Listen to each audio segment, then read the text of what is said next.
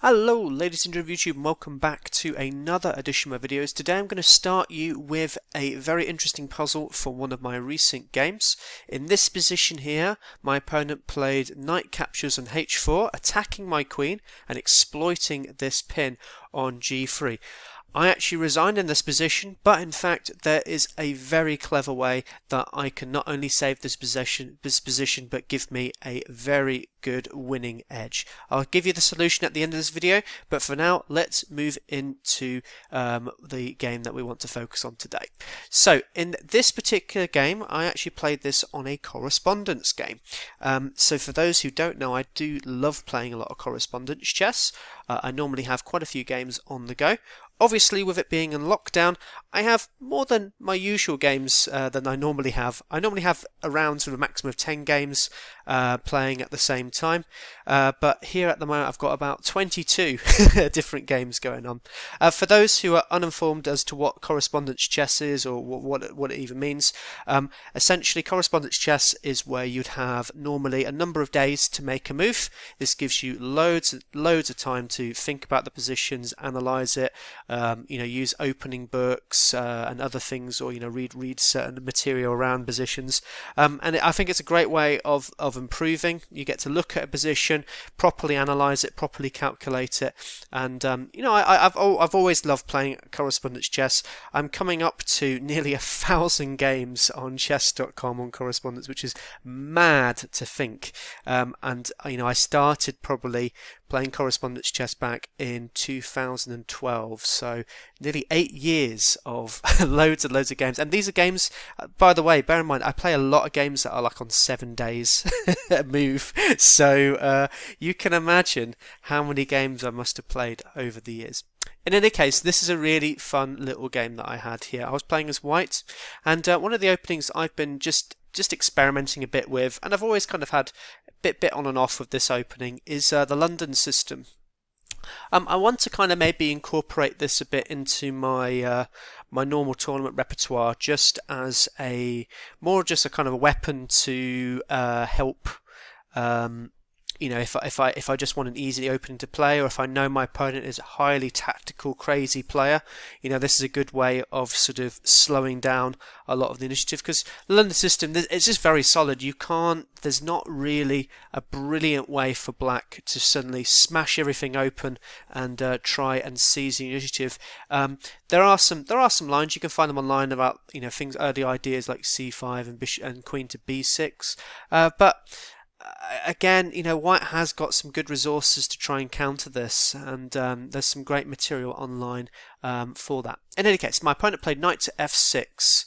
I played e3, g6 was played, so we've suddenly kind of transposed into almost like a King's Indian Grunfeldy like structure here. Now, whenever you see this g6, I've been watching a lot of Simon Williams videos on how to play London, particularly not only on his YouTube channel but on the chess.com videos as well.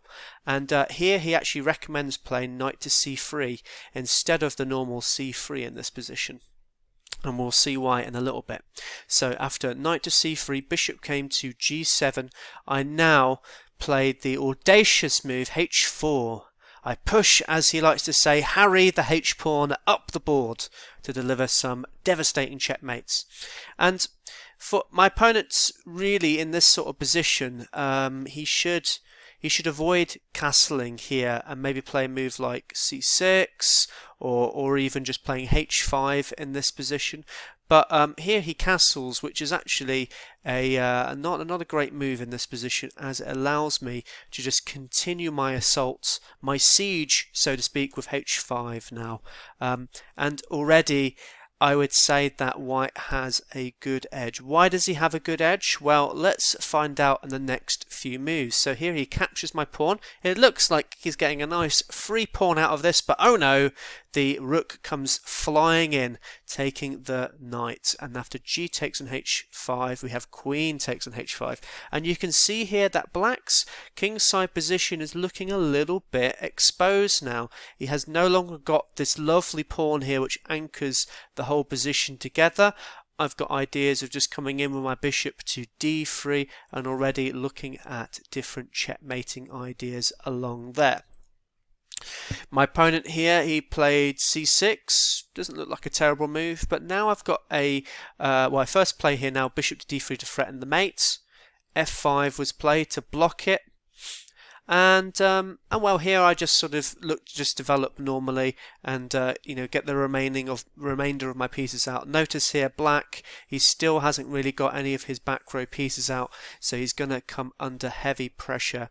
Knight to f3, a very nice move, just with the simple idea of either coming to g5, threatening checkmate on h7, or well, not checkmate, but well, no, it is checkmate, yeah, or even just coming to e5 as well, which controls a ton of squares. I found in the London, if you can get your knight to e5 without it being taken, it is such a monster to get rid of. An absolute thorn in black's position because it controls so many squares. This knight, when it gets to the square, it just does so much. So much. Right, so opponent played queen to e8, trying to threaten the exchange off with my queens, and I played a really nice move here. I moved my queen back to h2, and this has just the obvious threat of now capturing this knight on b8. But is it so obvious? As now my opponent played queen to g6, completely missing this threat. So you can certainly catch quite a lot of people off guard with this move, as now I captured on b8, and you wouldn't expect this. And suddenly he is down a whole knight in this position. It's funny actually, this has been reached 34 times on the Lichess database. White obviously winning pretty much every single one of these games. Just going to show that sometimes not the most obvious moves are that obvious to some people, and particularly at sort of club level, people can easily miss these moves. So here he decided to go bishop to d7 just to try and maybe start threatening this bishop now. I just go back to f4, a very good square for it, as I'm still keeping a bit of influence on his king side, but also looking to play this knight to e5. Rook came to e8. I castled long, so I'm getting my final piece into the action, so I'll be looking to get my rook onto h1 and start doing some attacks onto h7. Here he played b6. I'm not really too sure why he played this move. Doesn't really do a whole lot. I think he was trying to maybe think his attack was a little bit faster here, but it's just well, I guess he has to play for something, I suppose, but it is very, very difficult to find a good move here for black now. I played my rook to h1. Bishop came to f6. And then I did knight to e5, and this actually helps force off an exchange here now. After bishop took, I captured my bishop now, influencing this long diagonal. It's doing so much, this bishop, it's an absolute monster now. So it takes over the knight and actually does a lot of different, very flexible role in controlling black's position. He played c5, so he's just trying to push down, and you notice here actually this bishop is looking a little bit cramped here, but it was absolutely fine. As now played g4, a very strong move. Obviously he can't capture this pawn, as this bishop will capture the queen, so a very nice pin here. And vice versa, if he takes with this queen here, I've got another lovely pin. It's a rook to g1, so exploiting this exposed king now. So g4 was played. He played c5, thinking, okay, well, I'll try and go for your bishop, but this is absolutely fine for me, as I now capture here on f5.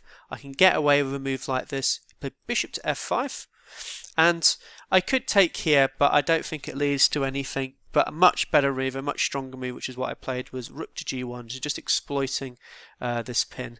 So now he captured on d3, I captured the queen, bishop captured, and I just played a very simple move here, queen to h6, threatening checkmate in one here on g7.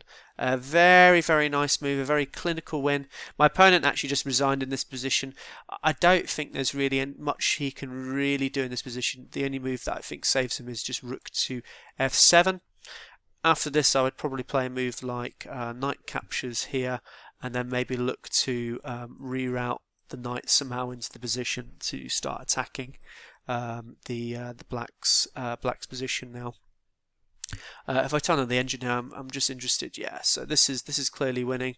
I think after this, rook to c8, maybe trying to create some counter threats here, but c3. I mean, what a nice move. I'm suddenly back into the London again. The London pyramid has suddenly sprung out of nowhere, and not even the move. You know, d2 actually just delays mate. That's pretty much all it's doing here. But it's a totally lost position now for black. So I left you with a little puzzle at the start of this video just to get you started. I hope you managed to solve it. If not, give this video a quick pause now and see if you can solve it here. But in any case, in this particular game, I was playing as white. My opponent captured on h4, and I had one amazing move that would save me in this position. I hope you're able to find it, because certainly I didn't, and bizarrely I actually resigned here, and I really shouldn't have. I normally don't resign so prematurely, but I honestly thought I was totally losing here, and I completely missed just one amazing move that would save me. So I'll look at some of the other solutions that don't really work. One idea I did think about, I think, was going queen to c2, so this had this sort of threat here. But against this, black has a nice series of checks. Notice he's got a lot of pieces around my king. He's got a lot of potential with his pieces. So here he could go to c3. And after I move my king to let's say h3 here, I can throw in the check, or he can throw in the check, go down to g2, and then there'll be a lovely knight fork here. Notice as well, if he comes to g2 straight away, also this beautiful knight fork on e1. So really clever way of picking up the queen here. So going back to this position, how did I manage to botch up this ending? Well, I could have actually played this move here, and a really nifty deflection tactic, and that was the move pawn promotion with queen. Oh, what a move! So after this, the bishop could capture here, but once he's moved away from this is no longer a pin. So I think this is what I must have missed in the position. So now I could just take the knight. And here I'm simply winning. You'll notice I've managed to go up a piece. The material in this position, I'm actually up I think 1 point in this, but I've still got a strong attack against the black king. I'm threatening this bishop now as well. So even in this position, this is actually, the engines really like my position now, giving it 2.8. And I was so annoyed I missed this. I looked at the engine afterwards and went, oh, how did I miss that amazing move? But in any case, guys, hopefully you got it and you weren't as rubbish as I was in this particular game. But in any case, guys, I hope you enjoyed this video. If you'd like to see more of these, or if you'd like to, any suggestions that you've got for the channel, do let me know. But anyway, guys, thank you for watching. I'll speak to you soon. Bye.